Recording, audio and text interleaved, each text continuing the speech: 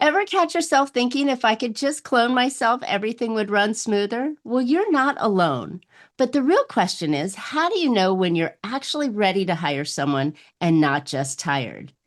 In this episode of Profit with a Plan podcast, we will break down the signals hiding in your numbers, the first role that usually creates the biggest lift, and how to bring on help without wrecking your cash flow. So if you've been juggling too much and wondering what the next move is, this conversation will clear the fog and show you where to go next.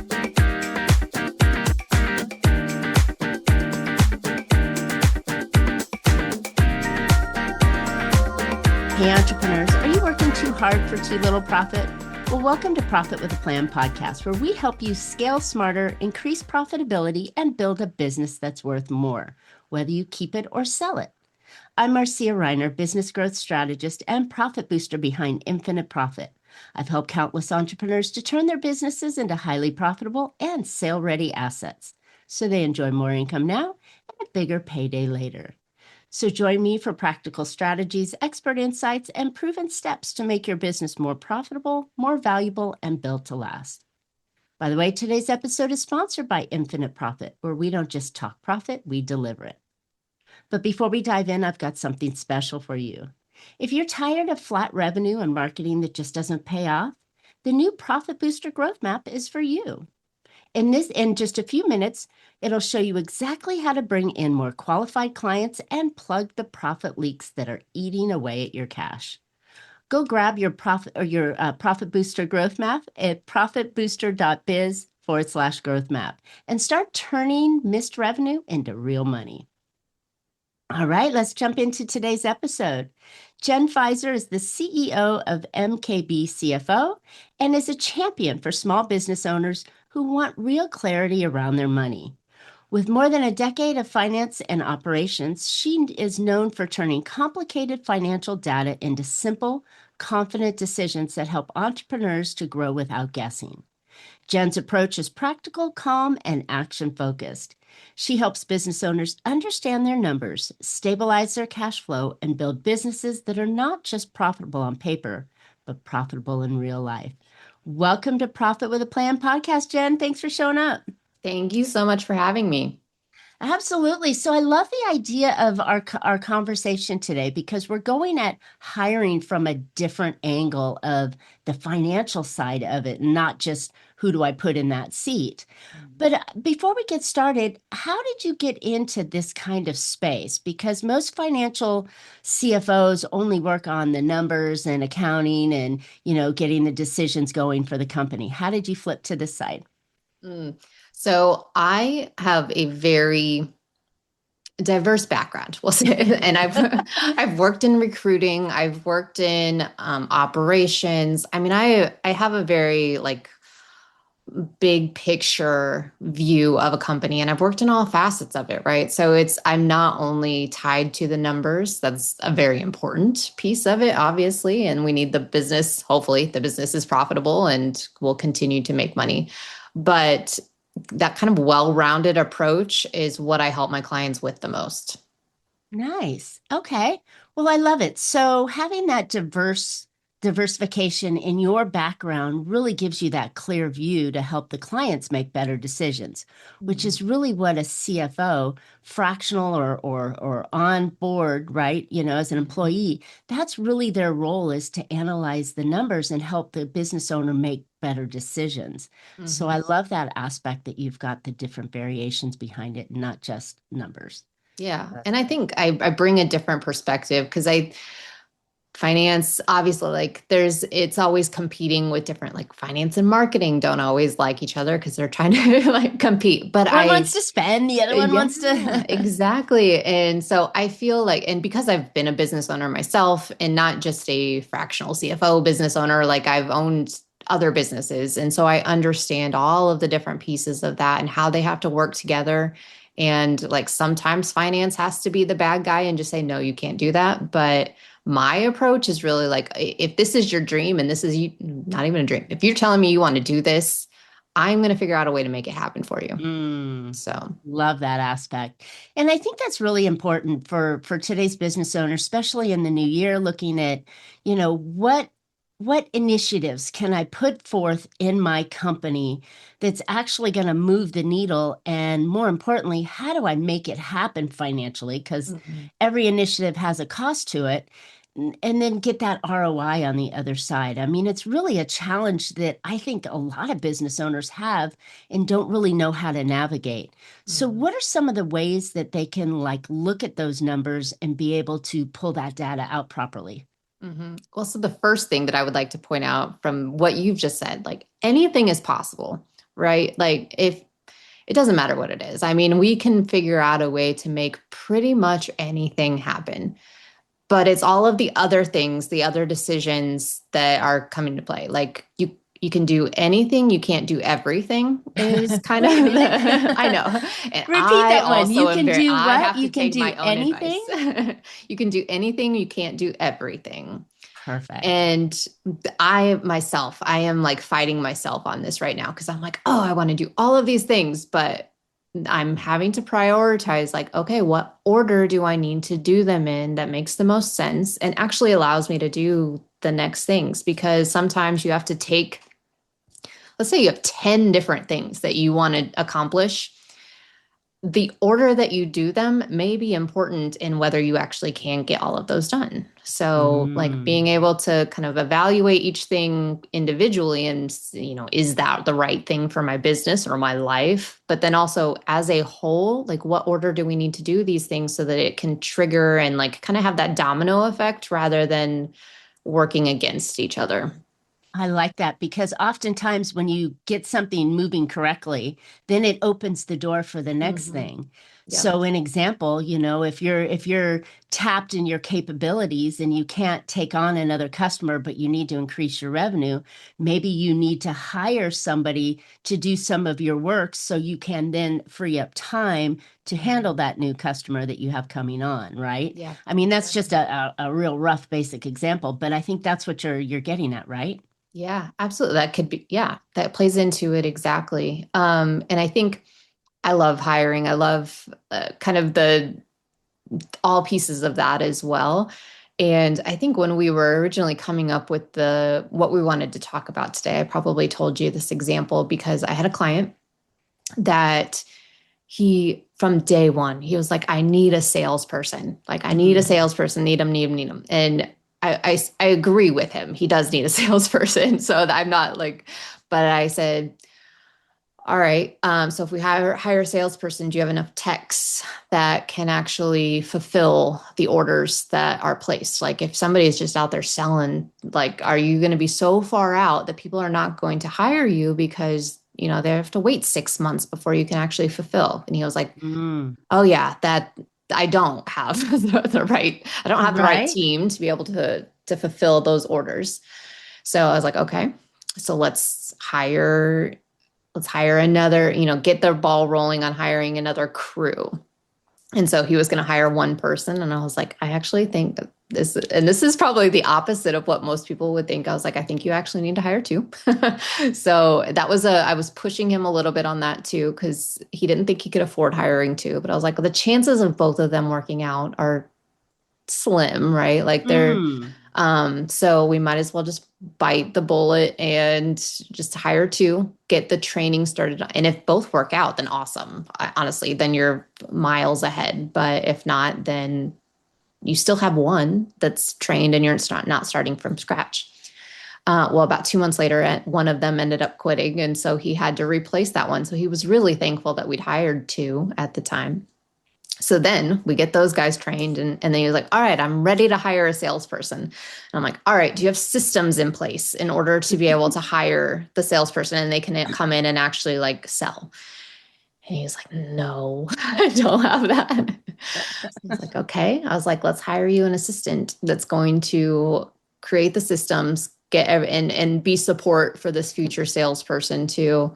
So we did that about 2 months ago. And honestly, I just had the conversation with him on Monday. I think we're ready, like early Q1, he's going to hire a salesperson, That's but amazing. he wouldn't have, thought through those whole process. And so he would have hired a salesperson. That person would like, it would have failed.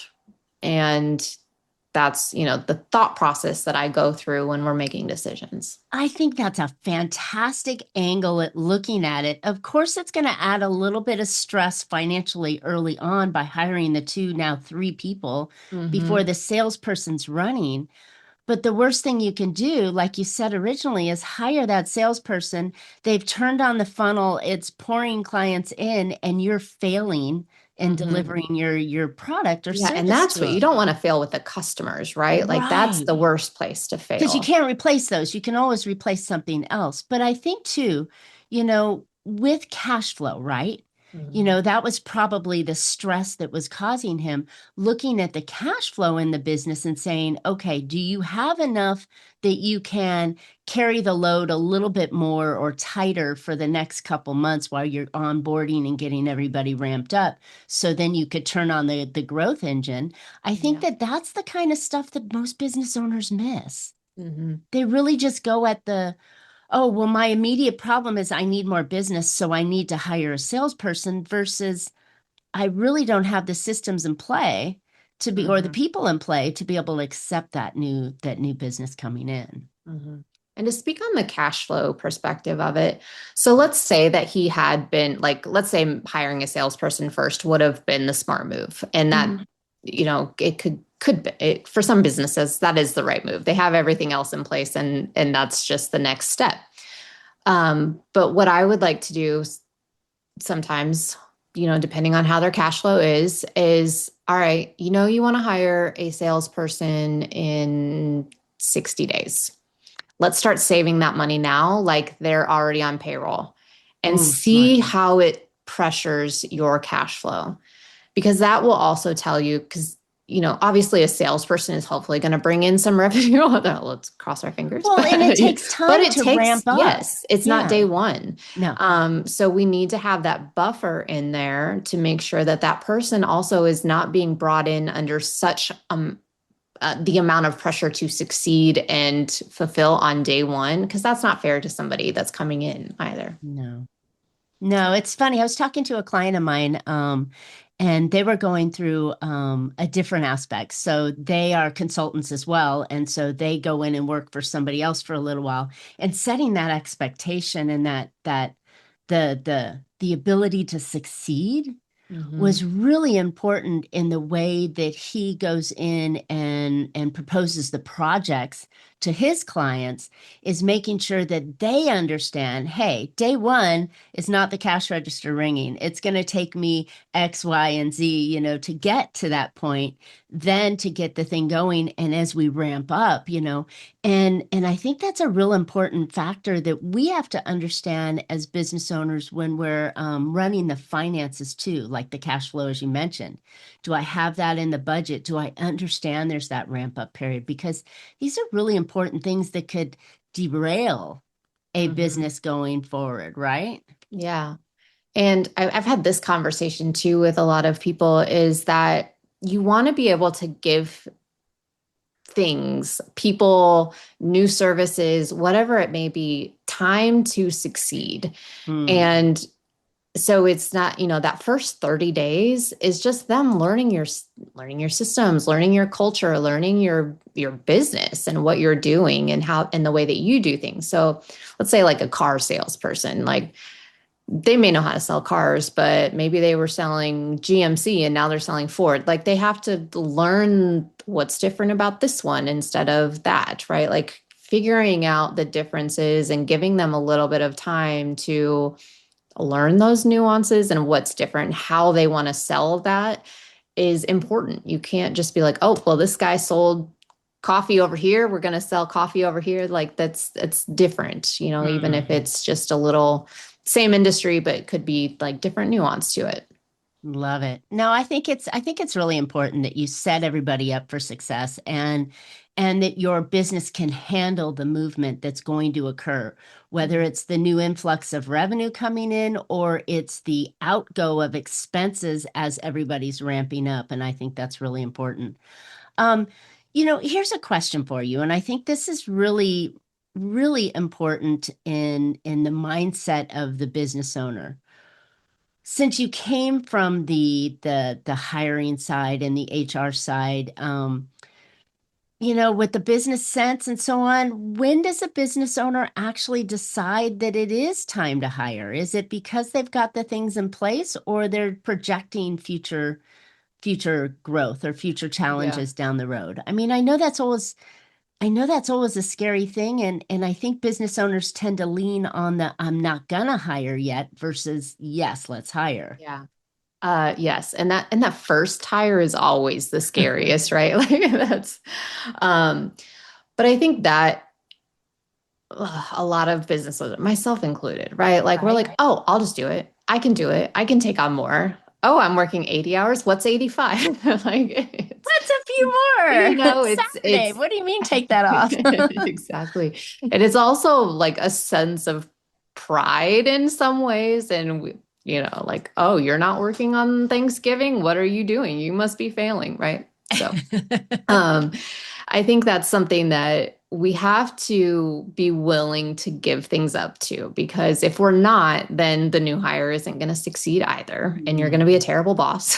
Like there's just, you want to be somebody that somebody wants to work for.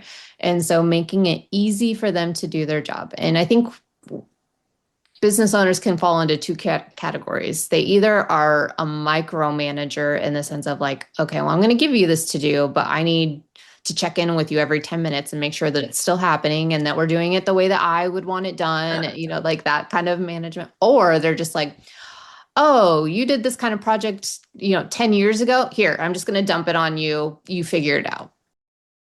Hey, quick pause here. If you've ever wondered what your next smartest move should be to grow your business, well, I've built something for you. It's called the Profit Booster Growth Map. It takes only about 2 minutes, it's totally free, and it shows you exactly where you're leaving money on the table and what to fix first. Go grab it for free at profitbooster.biz/growth map. Then come right back to the episode. And we really need to be somewhere in the middle on this, and making sure that we're giving enough freedom to the new person that they can kind of learn and figure it out on their own. And we want them to want to figure it out on their own. There's nothing more annoying than somebody asking you a question every 30 seconds that you're just Right. like, Google exists, right? Like, can you do that? But we also need to provide them some support and some level of expectations of what do we expect to be happening? What is your job description? We can't just hire somebody and then be like, okay, well, just do all of the things that I'm not doing. Like that's unclear. So prior to hiring, knowing what you need done. What is it that, like, on day one, if they're just going to check your emails and manage your calendar for you, that's fine. But like having okay, well, this is how I like things to be scheduled. This is how I like to respond to emails. Just think through that ahead of time so that they Having those can. standard procedures, right? Already Yep. built out. Is that Yeah, what you're kind of alluding exactly. to? Yeah. Like having, and then this happens, like especially in small business, right? Like job creep happens. And I'm, it happens. I'm not going to say that it shouldn't, because as people grow in your business, they're just naturally going to learn things and take on more things, and that's fine.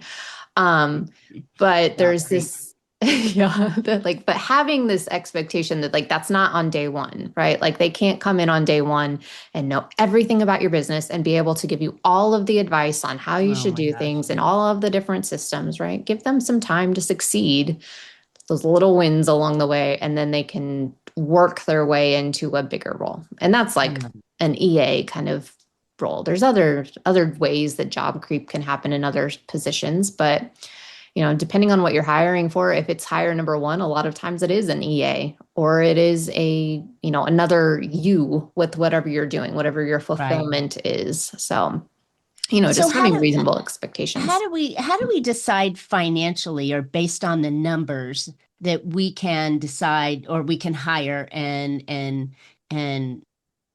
mean, I think that's always the thing that, they know that they're at a stress point and they want to hire, or they feel like, oh, I should hire because I really shouldn't be doing these things, right? Mhm. So those are in the mindset. But then when we look at the numbers from a financial side, what does that look like when we're looking at the numbers to see if that's a good time to hire?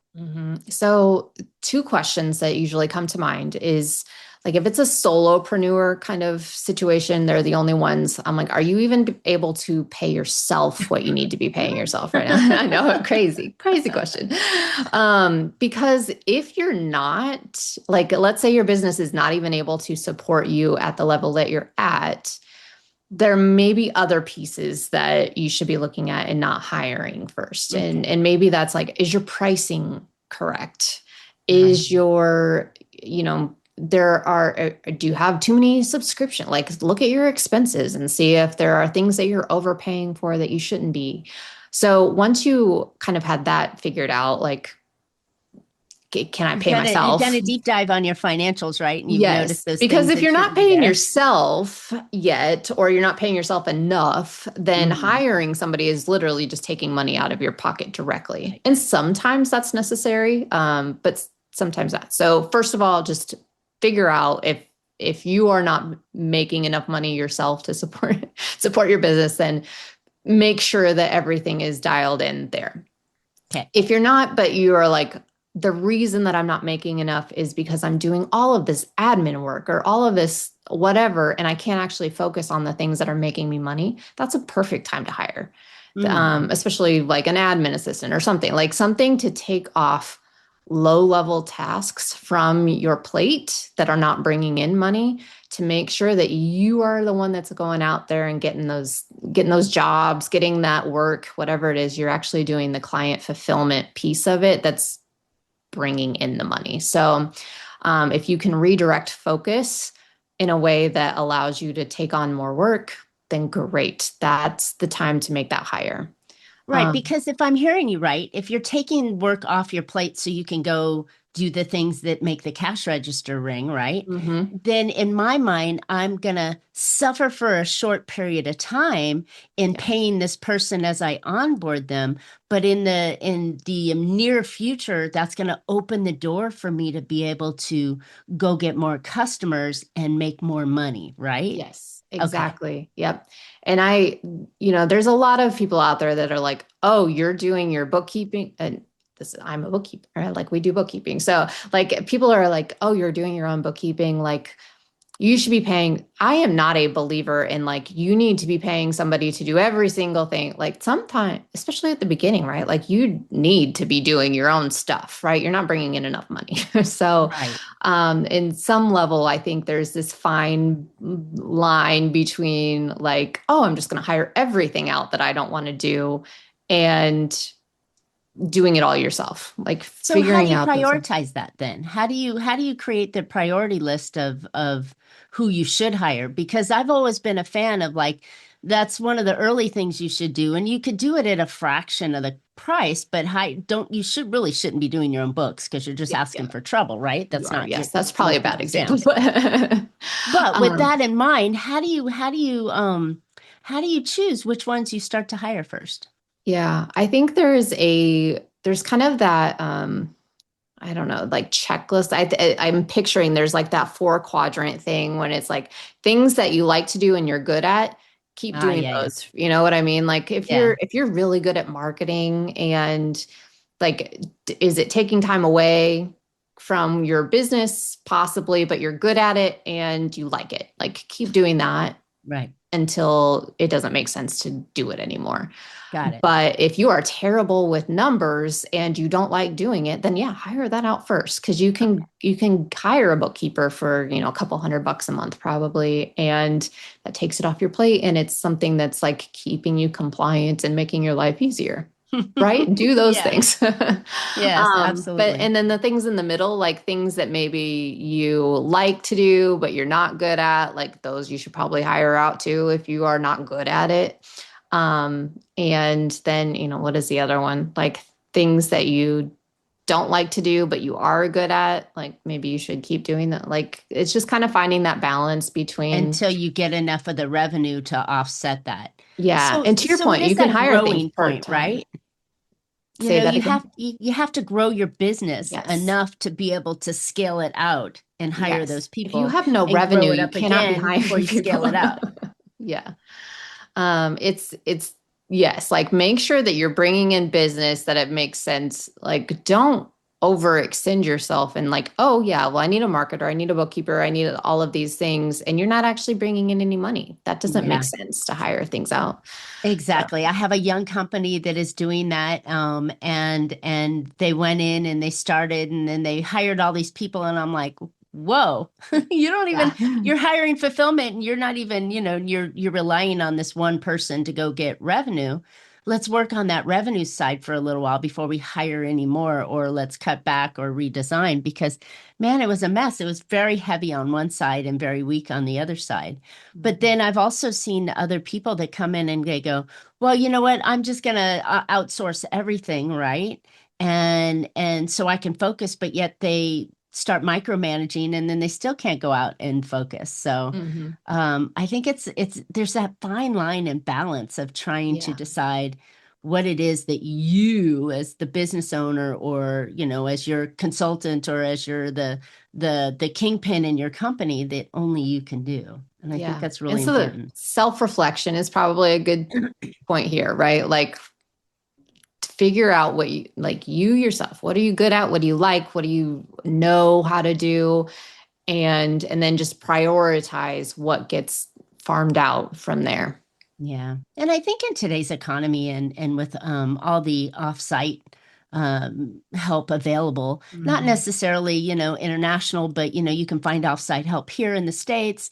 You can do things that make it more cost effective that you can also look at, I know leaving, I'm in Vegas now, but leaving in California, it was very difficult to hire somebody because of the rules and regulations of them having to, you have to pay taxes and all that other kind of stuff on them Mhm. unless they have, unless they can prove that they're working for more than one person, and that kind of stuff. But yeah, the regulatory garbage, we'll call it, for hiring can be reduced dramatically if you do it very smartly, right? And you look at offsites and you Mhm. look at ways Absolutely. to grow. Yeah. So And yeah, to that point, like hiring out like fractional things or hiring other companies, it's so much cleaner, easier, cheaper in a lot of ways, right? Like you're not yeah. hiring a full-time person and having to pay taxes and benefits and whatever it may be. Vacation Um, pay and yeah, all that I kind of mean, stuff.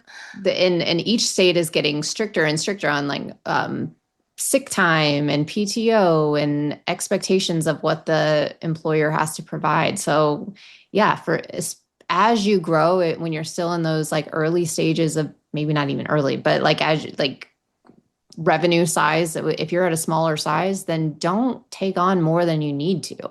Mm. And hire, and I think I'm a real fan of when you look at your org chart, right? Not hiring the senior level people. Oh, I'm going to hire a VP of sales rather than I'm going to hire the Yeah. salesperson, or better yet, the cold caller, right? I mean, someone that could book the appointments for you and not necessarily close the deal. You can close the deal, but if someone could book the appointments for you, it frees up time. So Yeah. I think thinking on the bottom side of the org chart versus the top side of the org chart Mhm. can be very beneficial and cost effective too. Yeah, absolutely. And I think to the beginning hires that you make, you want to make a hire that complements you in some ways too. So if you are like a visionary, I love to come up with ideas and I love to be like make sure you hire somebody that can actually implement your plans. And then, if you're the opposite, you're just like all I want to do is sit here and work and like knock out the delivery piece of it. Then like hire somebody that has some good ideas and like some things that they're like looking at like what else would be cool that we could add or at least have Yeah. like a friend that helps you with that too, right? Like you Yeah. maybe it doesn't have to be a hire, it could be somebody that you're kind of trading thoughts with, right? And just Mentors, mhm, coaches, us consultants, those kind of mhm, things can be done on a piecemeal or project type basis as well. So you don't have to absolutely. again hire on like, upper level management and the pay scale that goes along with it, Yeah, obviously. So absolutely. Yeah. And it's because hiring is a commitment, right? You are in, I always say this like when I'm for people, they're like, I want to scale, I want to grow. And I'm like, do you love managing people? Because that's where that goes. But yeah, also like it's a lot of pressure too, because the more employees that you have, you're responsible for them, right? that's Like it. you It's like are having a baby. exactly, you are responsible for making sure they get their paychecks on time. they get angry, you get in trouble, like things happen. If you don't have enough money in the bank to be able to pay them, and you're not going to have them very long, but you could also end up in legal trouble for that. And so making sure, like, I am a big proponent of like 1099 outsourcing in any ways that you can, especially when you don't need somebody full time, do it. Oh, love it. Well said, and a very, very important point. So, Jen, you've given us some really good insights on hiring and the financial side of hiring, and even the operations side of hiring, making sure you're hiring well in that space. Where can listeners find out more about you and your company so they can start to kind of figure this out? Yeah, we have a website, obviously, mkbcfo.com. And then we're on all of the socials, I think. So MKB CFO and Bookkeeping is where you can find us on most of those. I am Jen at mkbcfo.com if you want to shoot me an email. I will help anybody. So, if you've got just a question, shoot me an email. I'm happy to help. Great. And then did you say you had Oh, yes. And then I have a cash flow template. Yes. So free, if you need kind of help with that planning and being like, I don't even know what cash I'm going to have in the bank in 2 weeks. How do I know if I'm going to have, if I can hire? I have a template that you can download. It's on our website, mkbcfo.com/cash flow.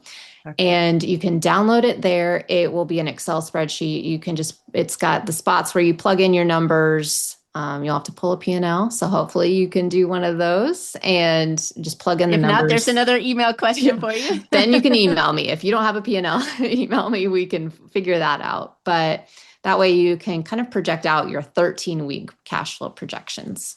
I love it. And that is a magic number for 13 weeks, because that's just a little over, or it's 3 months, right? Yep. And it's looking at that, like that's a perfect window to be able to take a snapshot of your company and understand where you are and where you can go, right? Mm-hmm. So really super valuable on that. So thanks. And it's very simple. It's taking your averages so that it will just like, if everything continues as it is, where is your cash situation in 1 week, 12 weeks, whatever. So you can make decisions. Cool. Thanks so much. I appreciate that. All right. Well, thanks for tuning in today. I hope you picked up some valuable insights and actionable ideas that will help you make your business more profitable. But before we go, if you're ready to bring in more of the right clients and keep more of what you earn, then I would encourage you to go grab my new Profit Booster Growth Map. It's actually a GPT, so you can go in and play. It's going to come in and give you some really great insights. So you'll be able to pinpoint 3 of your top moves to grow your revenue and stop profit leaks fast. You can go get it anytime at profitbooster.biz, and it's the Growth Map. And don't forget to subscribe. You don't want to miss future shows. You can always find Profit with a Plan on any of your favorite podcast players. We're looking forward to more great profitable strategies on next week's show. So until then, make your plans and profit with them. Thanks so much, Jen. Really appreciate you on today. Thank you.